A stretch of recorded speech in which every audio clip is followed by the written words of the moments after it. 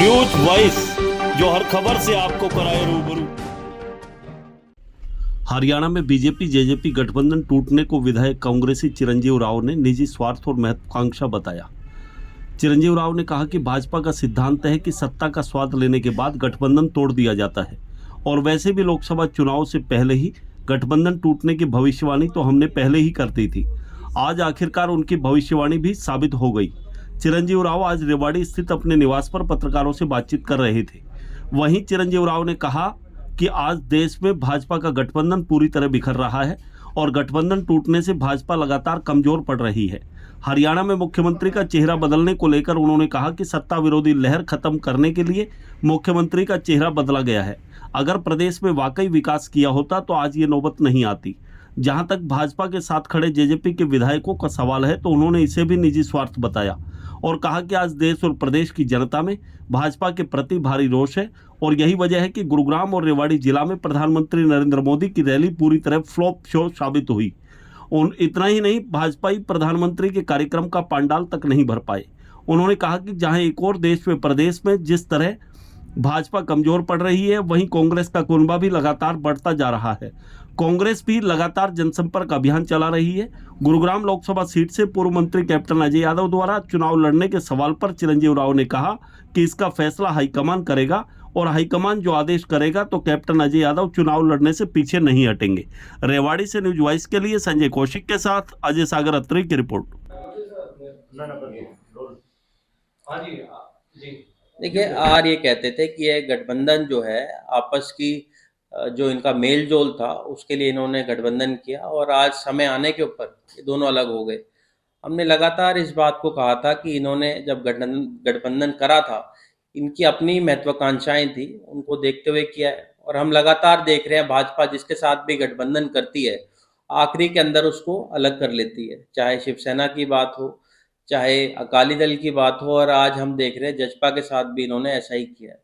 तो एक कहने का मकसद है भाजपा अपने जो अलाइज है उनको आखिरी के अंदर या तो उनको तोड़ देती है या उनसे अलग हो जाती है।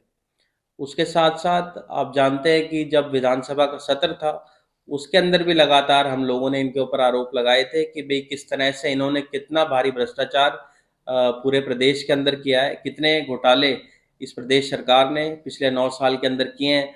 और धीरे धीरे आप देख भी रहे आज इनके अपने लोग ही इनके ऊपर गंभीर आरोप लगा रहे हैं। क्या माने भैया जिस तरीके से गठबंधन टूटा है कि अभी भी ये समझौते का गठबंधन टूटा है? देखिए, सही मायने में हम तो लगातार ये कह रहे थे कि ध्रुवीकरण की जो राजनीति है वो करने की इनकी सोच हमेशा रही है और हमारी जो बात हमने तब कही थी आज कहीं ना कहीं सही साबित हो रही है। ये इस्तेमाल लोगों का करते हैं अपनी खुद की राजनीति साधने के लिए और वही बात आज सही मायने में साबित कर रहे हैं लोग। लोकसभा चुनाव है अभी कुछ समय बाद ही, तो किस तरह से देखते हैं उस पर कितना प्रभाव?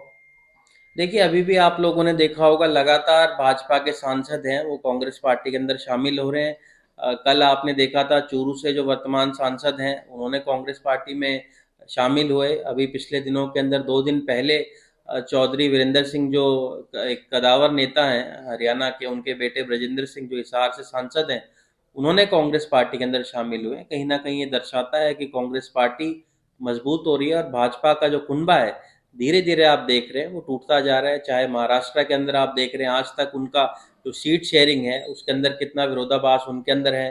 बिहार के अंदर आप देख लेंगे कितनी ज़्यादा लड़ाई उनके आपस के अंदर है। चिराग पासवान का लगातार उनके खिलाफ जो स्टेटमेंट आ रही है, मुकेश सहनी जो है उनके ऊपर आरोप लगा रहे हैं। तो मेरा ये मानना है देश भर के अंदर भाजपा धीरे धीरे करके कमज़ोर होती जा रही है।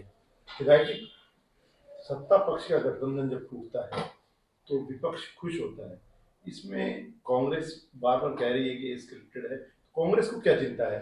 गठबंधन टूट गया, टूट जाएगा। देखिए, अच्छी बात है, हम तो कह रहे हैं कम से कम अब लोगों के सामने सच्चाई तो आएगी। अगर कोई ये सोचता हो कि कांग्रेस को तो इस बात की खुशी है कि जो बातें हम कह रहे थे लगातार कि इन्होंने जो गठबंधन किया था वो आपस की साझेदारी अपने खुद के निजी हित साबित करने के लिए किए थे, कहीं ना कहीं कांग्रेस की बात तो साबित हो रही है। तो कांग्रेस को तो इस बात की खुशी है कि लोगों में आज सच्चाई पता चल रही है। इन लोगों ने जो गठबंधन किया, लगातार भाजपा और जसपा कहती थी कि इनकी जो डबल इंजन की सरकार है उसने बहुत विकास किए हैं। अगर इन्होंने बहुत विकास किए होते तो आज ये अलग क्यों हो रहे? अलग आदमी तभी होता है जब उनके अंदर काम नहीं होते, या तो लोगों के या विकास नहीं हो पाता। यहाँ इनके जो निजी हित थे वो पब्लिक के सामने आ गए हैं। लोकसभा के चुनाव को लेके तो ये गठबंधन नहीं टूटा है। देखिए, चाहे लोकसभा की बात हो चाहे विधानसभा की बात हो, जब इन लोगों ने अपना गठबंधन किया था तब इन्होंने अपने निजी स्वार्थ के लिए किया था। और आप लोगों ने भी देखा होगा, लगातार भाजपा के विधायक हों चाहे निर्दलीय विधायक हों, लगातार इनके ऊपर आरोप लगाते हैं कि इन्होंने अपने निजी स्वार्थों के लिए किया था। और आप लोगों ने भी अभी देखा होगा कि जजपा के खुद कुछ ऐसे विधायक हैं जो आज भी भाजपा के साथ हैं। तो इनके निजी स्वार्थ हैं जो आज जनता देख रही है। तो विधायक जब तो आपके साथ बैठे हैं, गुड़गांव लोकसभा से क्या कैप्टन अजय सिंह यादव चुनाव लड़ रहे हैं? देखिए, कांग्रेस पार्टी एक बड़ी पार्टी है। जो कांग्रेस पार्टी फैसला करेगा हम उसके साथ हैं। और कप्तान साहब ने तो अभी कहा भी था, अगर केंद्र नेतृत्व उन्हें कहती है चुनाव लड़ने के लिए तो वो चुनाव लड़ेंगे। मुख्यमंत्री बदलने की भी जो चर्चाएं जोरों पर है, विधायक जी, क्या लगता है कि मुख्यमंत्री बदला जाएगा, यही रहेंगे? देखिए, हम लोगों ने लगातार देखा है देश भर के अंदर कि चुनाव से पहले या चुनाव के बाद भाजपा मुख्यमंत्री को बदलती है, क्योंकि जो एंटी इनकम्बेंसी उस मुख्यमंत्री की होती है उसको बदलने के लिए वो चेहरा बदलने का काम भाजपा हमेशा करती रही है। और मुझे लगता है हरियाणा के अंदर भी जितना ज़्यादा रोष लोगों के अंदर इस सरकार के प्रति है, क्योंकि विकास तो पिछले 9 साल के अंदर हुआ नहीं, तो कोई बड़ी बात नहीं होगी अगर हरियाणा के अंदर भी ये मुख्यमंत्री को बदल देते हैं या किसी और को बनाते हैं। नायब बट सैनी का जनता, नाम लगभग फाइनल हो गया है विधायक जी, तो अब क्या कहेंगे इस पे? देखिए, चाहे वो किसी को बनाए अपना मुख्यमंत्री, चाहे नायब सैनी जी को बनाए, चाहे संजय भाटिया जी का भी नाम चल रहा है, पर आज भाजपा के खिलाफ लोगों में भारी रोष है। पिछले 9 साल के अंदर जिन्होंने कोई विकास नहीं कराया, कोई नई परियोजना यहाँ पर नहीं आई। कल आप लोगों ने देखा होगा कि प्रधानमंत्री की रैली इन लोगों ने करी पिछले 20 दिन के अंदर दूसरी बार, और दोनों बार उनकी कुर्सियां खाली रह जाना ये दर्शाती है कि कितना भारी लोगों के अंदर रोष सरकार के प्रति है। जब प्रधानमंत्री खुद आ रहे हैं और पूरी ताकत ये लोग लगा रहे हैं, बसें भेजी जा रही हैं विधायकों को, उसके बावजूद भी ये पंडाल तक नहीं भर पा रहे हैं मुख्यमंत्री का, सारी सरकारी तंत्र को लगाने के बावजूद भी, तो ये दर्शाता है कि सरकार के प्रति लोगों में रोष है। एक मंत्रिमंडल में फेरबदल की चर्चाएं भी हैं कि कई चेहरों को जो हटाया जा सकता है, कई नए चेहरे भी शामिल किए जा सकते हैं।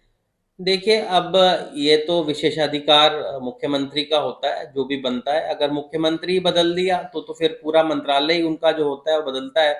और एक बार अगर इन्होंने जो इस्तीफा देता है, क्योंकि आप जानते हैं कि ये कैबिनेट का जब चीफ मिनिस्टर इस्तीफा देता है तो अपने आप ही उनका मंत्रिमंडल भंग हो जाता है।